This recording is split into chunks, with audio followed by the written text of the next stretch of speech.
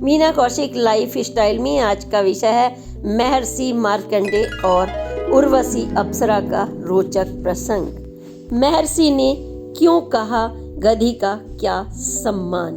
अप्सरा जिनसे बड़े बड़े ऋषियों के डोल जाते हैं मन और उनकी तपस्याएं भंग हो जाती है, लेकिन मार्कंडे ने अल्प आयु में तपस्या शुरू की और शिव की शरणागति ली और उन जिन्हें विधाता ने उनकी उम्र अल्पकाल लिख दी थी, लेकिन उन्होंने शिव जी की पूजा करके हठ योग करके अजर अमर हो गए और उन्होंने मार्कंडे पुराण लिख करके विज्ञान, धर्म, सामाजिक जीवन, जीवन शैली, ब्रह्मलोक का अपने ढंग से वह विवेचन किया है जिससे वह युगों युगों तक जाने जाते रहेंगे। आज की पोस्ट में हमने पौराणिक पन्नों से यह कथाएं आपके सामने रखी हैं जो प्रासंगिक भी हैं, क्योंकि सत्ता और सिंहासन का जब लोभ होता है और दूसरी तरफ आपका कर्म का हठ योग और किसी भी स्थिति में ना डोलना, कोई भी अप्सरा आ जाए, सांसारिक सुख आपके सामने खड़े हों, लेकिन आप उन्हें भोगने की बजाय आप अपनी कर्मठता पर विश्वास रखें, प्रभु की शरणागति जाएं, अप्सरा भी आपके मन को ना डोला सकें। ऐसे मार्कंडे मुनि का महापुराण हमें क्या सीख देती है, इन पन्नों में हमने आपके सामने प्रस्तुत किया है। आप देखिए उन्होंने अप्सरा को ये शब्द क्यों कहने पड़े, अप्सरा ने ऐसा क्या कर दिया था, आप सुनकर रह जाएंगे दंग। देखिए वीडियो। नमस्कार, मीना कौशिक लाइफ स्टाइल में आपका स्वागत है। आज का विषय है महर्षि यानी ऋषियों के ऋषि मार्कंडे पर। मार्कंडे पुराण आप सभी जानते हैं कि हमारे पुराणों में उनका क्या स्थान है और मार्कंडे की कितनी उम्र बताई गई थी।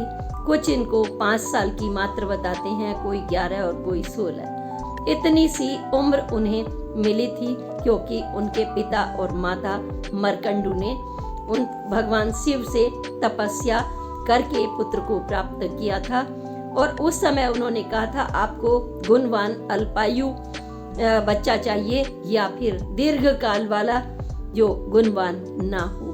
कोई भी माता पिता गुणवान तो चाहता ही है, क्योंकि उम्र के बारे में उस समय कोई नहीं सोचता और उन्होंने कहा कि हमें गुणवान बच्चा चाहिए।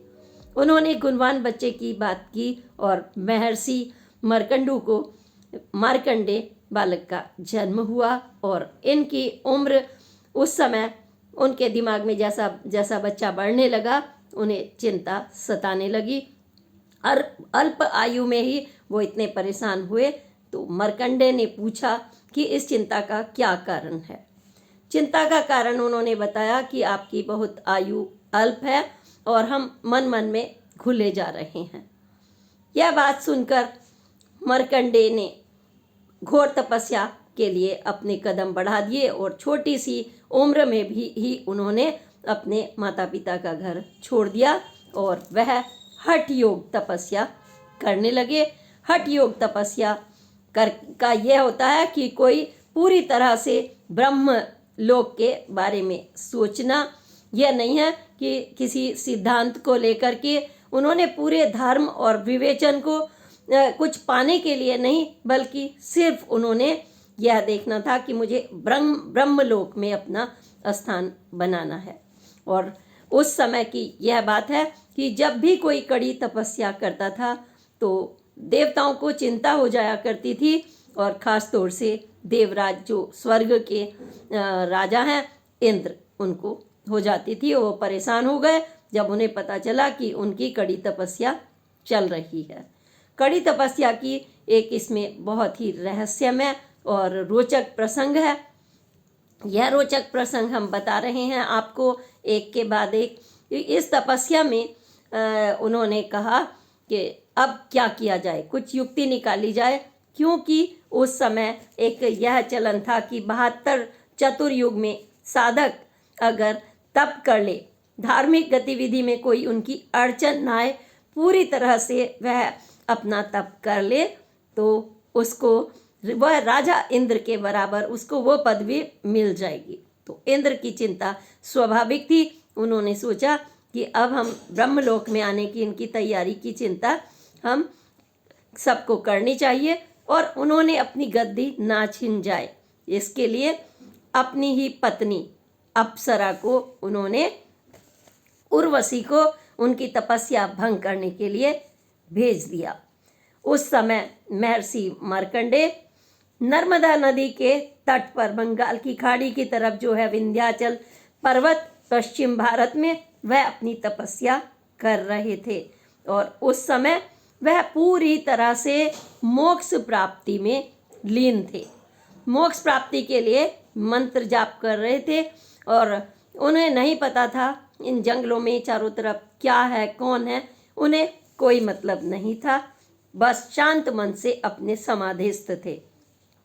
ऐसे में अप्सरा ने वहाँ पर आकर के उनका मोह भंग करने का प्रयास किया और तपस्या से मन हटाने के तमाम उन्होंने अपने तरीके अपनाए, वहाँ नृत्य करना शुरू किया अपने रूप को, लेकिन महर्षि ने एक निगाह भी ये नहीं देखा वहाँ पर कोई है भी, उन्हें तो यह भी नहीं पता चला कि कोई वहाँ आसपास भी है। जब वो तमाम प्रयास में असफल हो गई तो उन्होंने और भी उर्वशी ने कहते हैं, जो पौराणिक कथाओं के मुताबिक हम बात कर रहे हैं, उन्होंने कहते हैं कि अपने कमरबंद का जो नाड़ा था वो तक भी खोल दिया। कहते हैं कि वो निर्वस्त्र हो गई और ऐसे में जब उसने यह कहा कि महर्षि मैं यहाँ पर आई हुई हूँ और एक सुंदर अप्सरा हूँ, बड़े बड़े ऋषि मुनियों का तप मेरी वजह से भंग हुआ है और इन जंगलों में अच्छे अच्छे ऋषि मुनियों का तप टूटा है, लेकिन आपने मेरी तरफ दृष्टि भी नहीं देखी, आप किस साधना में लीन थे। ऐसे में ऋषि ने कहा कि मैं, हे पुत्री, हे बहन, हे माँ, आप कौन हैं? और मैं अपनी ब्रह्म लोक के मोक्ष की उसमें पूजा में और तप में लीन था, लेकिन आप बताएं आपके आने का क्या प्रयोजन है। जब उन्होंने बहन, माँ और पुत्री कहा तो अप्सरा शर्मिंदा हुई और फिर उन्होंने हाथ जोड़कर करबद्ध कहा कि हे महर्षि मुनि, मुझे इंद्र का आदेश हुआ है, मैं उनकी पत्नी हूँ और इतनी सुंदर हूँ, लोग मेरा मजाक उड़ाएंगे। अच्छे अच्छों की तपस्या मैंने भंग की है दृष्टि मात्र से, लेकिन मैं जब स्वर्गलोक वापस लौटूंगी तो मेरे जो कर्तव्य मुझे दायित्व दिया गया है मेरा मजाक उड़ाया जाएगा। आप कृपा करके मुझ पे कृपा दृष्टि करें और मेरी उपेक्षा ना करें। तो उन्होंने कहा, आपने कहा कि मैं सबसे सुंदर हूँ। उन्होंने कहा कि मैं सबसे सुंदर हूँ, मेरे जितनी तो कोई सुंदर नहीं है। तो ऋषि ने कहा कि मैं जहाँ पर ब्रह्मलोक में लीन था वहाँ तो दिव्य स्त्रियाँ हैं, एक से बढ़कर एक सुंदर, नौकरी, वहाँ की सत्ता के बराबर तो कुछ है ही नहीं। वहाँ तो पता नहीं कितने इंद्र और कितने राजा, ऐसे ऐसे इंद्र जैसे वहाँ पर एक इंद्र नहीं हजारों इंद्र राज किया करते हैं। मैं तो उस लोक में कल्पना में लीन था जहाँ संपूर्ण सुख, शांति और मोक्ष मिलता है। मेरी एकाग्रता ब्रह्मलोक की है, क्या तुम उनसे भी सुंदर हो? ऐसे में उर्वशी क्या करे, थक हार कर वह जैसे ही वापस जाने वाली थी उसने फिर भी कहा, ऋषि मुनि ने उन्हें समझाते हुए कहा कि यह ब्रह्मलोक एक माया जाल है और यहाँ पर ये राजा या रानी, ये सुख, यहाँ पर जितने भी शास्त्र संगत अगर कोई पूजा नहीं करता, मैं हठ योग कर रहा हूँ, अगर नहीं करता धार्मिक गतिविधियाँ, तो विवेचन है एक जिंदगी का, तो यहाँ तो ये तो भ्रम जाल है। एक जन्म पर्यंत कर्म जैसे करोगे, शिव पूजा करें आप, विष्णु पूजा करें आप, आपने देखा होगा उन्होंने अपने ढंग से समझाने का यत्न किया कि यह जन्म और मृत्यु का लोक है, इसमें बार बार योनियों में आना पड़ता है और 84 लाख योनियों में भटकना पड़ता है। तो फिर और आपको यह भी बता देता हूँ कि इंद्र जैसे जो राजा होते हैं, जब धर्म संगत नहीं होते, यह गद्दी के लिए या शास्त्र संगत कार्य नहीं करते कि किसी की तपस्या तोड़ना या कुछ भी करना, धार्मिक गतिविधियों में गड़बड़ी करना, किसी का इस तरीके से उनको राजाओं को अपनी सत्ता को संभालने के लिए ऐसा कार्य करते हैं, या फिर कोई भी व्यक्ति धर्म संगत कार्य नहीं करता। कर्मों के अनुसार फिर उन्हें अलग अलग योनियों में भटकना पड़ता है और राजा इंद्र को भी गधा बनना पड़ेगा। तो उन्होंने कहा कि मैं अब क्या करूं, आप बताइए। तो कह रहे कि आप क्या बनेंगी, कि आप इंद्र की पत्नी हैं तो आप क्या बनेंगी, स्वयं बताएं। तो उन्होंने कहा मैं गधी बनूंगी। उर्वशी ने स्वयं कहा, क्योंकि वो इंद्र की पत्नी है तो निश्चित रूप से गधा और गधी। तो उन्होंने कहा कि फिर आप तय कर लें ये क्या आप कार्य कर रही हैं, आपको गधा बनना या ब्रह्मलोक का मोक्ष के रास्ते पर जाना है। तो गधा बनने की बात वास्तव में ऐसा प्रसंग है कि कोई भी व्यक्ति अगर इस तरीके के मतलब कोई भी असंगत कार्य करते हैं और भोग के लिए, विलास के लिए, गद्दी के लिए, एक दूसरे के नीचा दिखाने के लिए धर्म संगत जब कार्य नहीं करते तो उन्हें उन योनियों में जाना पड़ता है। तो उन्होंने कहा कि फिर क्या होगा।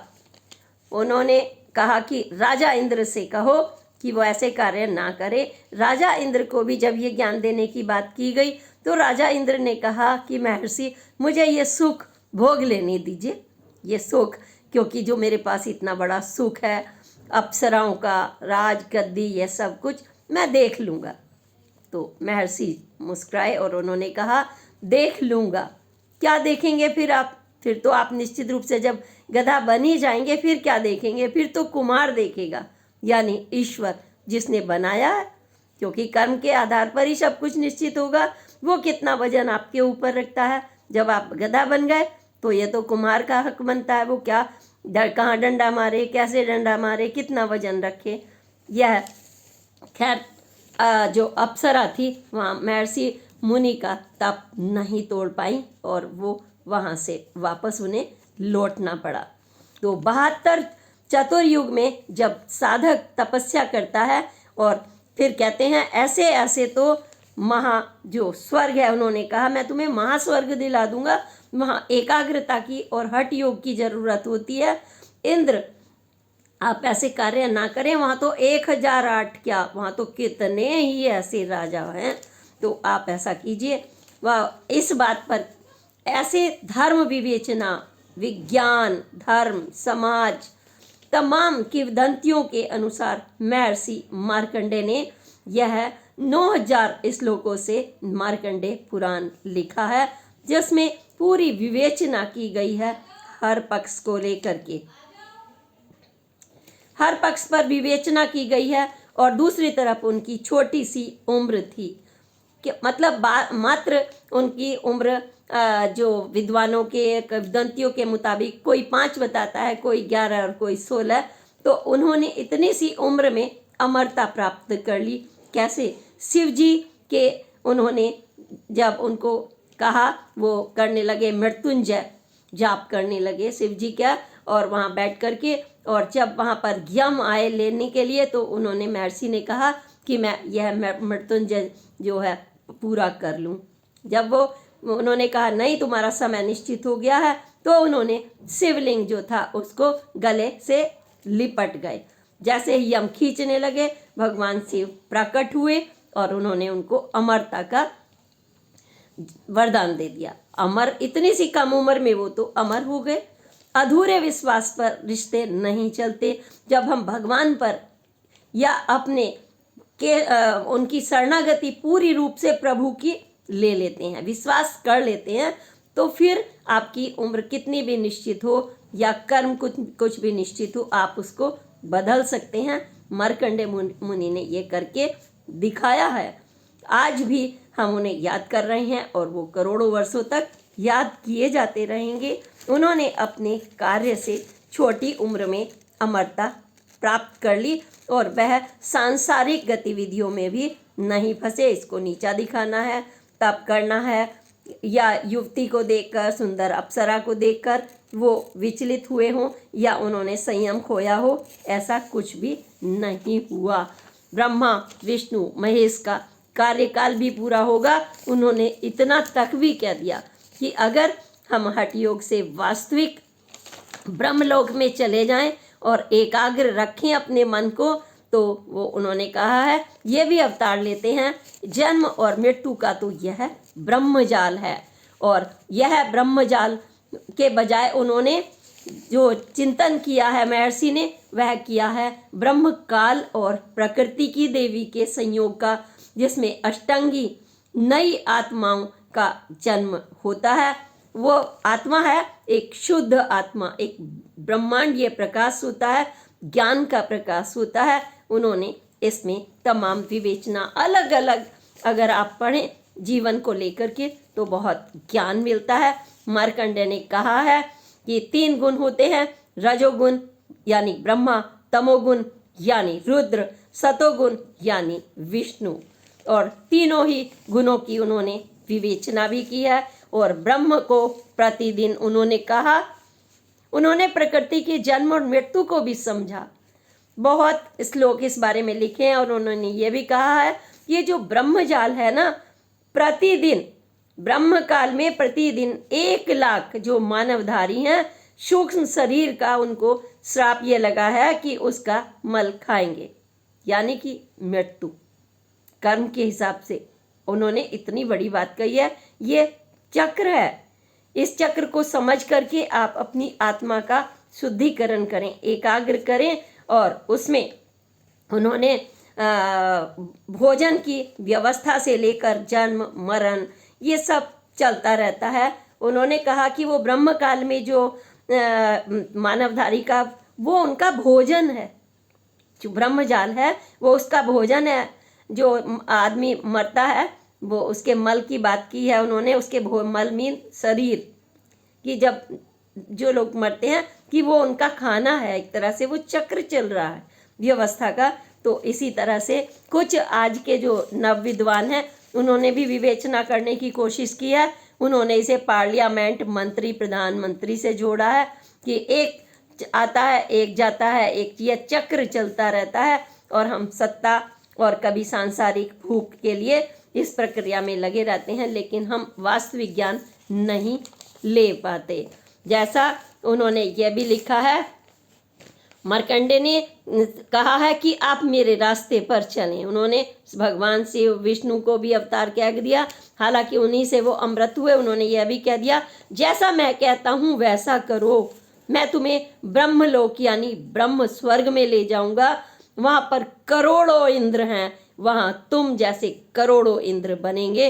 इतनी बड़ी बात भी की है। और मार्कंडेय ने अपने हिसाब से विवेचना किया, जैसा कि हर व्यक्ति हर ज्ञानी अपने हिसाब से करता है। तो उन्होंने ब्रह्म काल की पूजा पर जोर दिया है और सिंहासन छोड़ दो, इंद्र ने कहा। तो उन्होंने कहा मैं सिंहासन तो नहीं छोड़ूंगा, मुझे सुख भोग लेने दो। क्यों? क्योंकि यही चलता आ रहा है चक्र। बाद में जो होगा, चाहे वो गधा बने, गधी बने या कुछ भी बने। तो मार्कंडेय जी ने अपने इस संदर्भ में उनकी कहानियों के जरिए हमने बताने की कोशिश किया है कि ब्रह्मा की तपस्या में जब वो लीन थे तो वो अपने को श्रेष्ठ मान रहे थे। उन्हें वही तपस्या वही हट ठीक लगा। हर व्यक्ति अपने हिसाब से विवेचन करता है। ऋषि ने कहा कि ब्रह्मलोक की पूजा करना मैं आपको बताऊंगा। ब्रह्मलोक की तुलना में स्वर्ग के सुख तो कुछ भी नहीं है जो आप लिए बैठे हैं, ये अप्सराएं, ये सब कुछ। ऋषि ने ब्रह्मलोक की पूजा को श्रेष्ठ बता दिया और सांसारिक सुखों को उन्होंने अपने हिसाब से विवेचना की है और कहा है जो भी इस तरह का असंगत कार्य करेगा वो राजा बने या कोई संपत्ति वाले या कुछ भी, तो उन्हें गधे का जीवन मिलेगा। ढोते रहें जीवन को वो अपने कर्मों के हिसाब से, किसी का नुकसान करें, किसी के बारे में बुरा सोचें, तो फिर उनको अंततः कुम्हार यानी ईश्वर देख लेगा, कहाँ डंडा मारेगा, क्या जन्म मिलेगा। तो यह देख लीजिए। यह जो फिर भी जो इंद्र की पत्नी थी, फिर भी उन्होंने अपना दायित्व निभाते हुए उर्वशी ने कहा कि आप क्या करेंगी अगर मर जाएंगी, क्योंकि ये तो जीवन चलता ही रहेगा चक्र, तो फिर आप क्या करेंगी। अगर इंद्र भी मर गए तब क्या करोगी। तो उन्होंने कहा मैं 14 इंद्र को भोग लूंगी। यानी कैसी लंबी उम्र और कैसा रहा होगा यह विवेचना उन्होंने किया। तब उन्होंने कहा कि ऋषि ने, कोई भी अविनाशी नहीं है, कुछ भी अविनाशी नहीं है। जब इंद्र की मृत्यु हो जाओगी इस बात को समझने की कोशिश करो। यहाँ पर 14 आपने भोगने की बात की है, यानी 1008 चतुर्युग ब्रह्मा में एक साथ वहाँ पर वो जो ईश्वर का आनंद है आप उसको प्राप्ति की कोशिश करो। मृत्यु के बाद गधी बनूंगी, आपने खुद स्वीकार कर लिया है। फिर इंद्र भी गधे बनेंगे। तो फिर उन्होंने कहा कि आप कह रही हो कि मैं चलूँ आपकी इज्जत के लिए स्वर्गलोक, ताकि आपके जो सम्मान है उसको ठेस ना लगे। उसने कहा था मेरे सम्मान को ठेस ना लगे, मैं अप्सरा हूँ, सुंदरी हो, लोग क्या कहेंगे।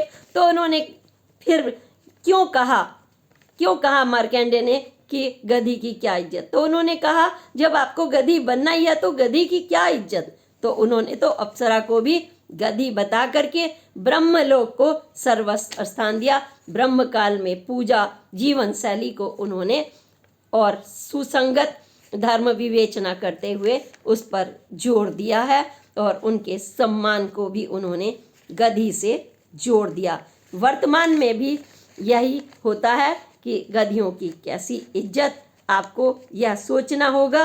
और वह लौट आई, मतलब परेशान होकर के, जब ऋषि मुनि के साथ में उनकी नहीं चली और वो वापस लौट गई। ये मार्कंडेय की एक छोटा सा हमने प्रसंग आपको पौराणिक पन्नों से सुनाया है।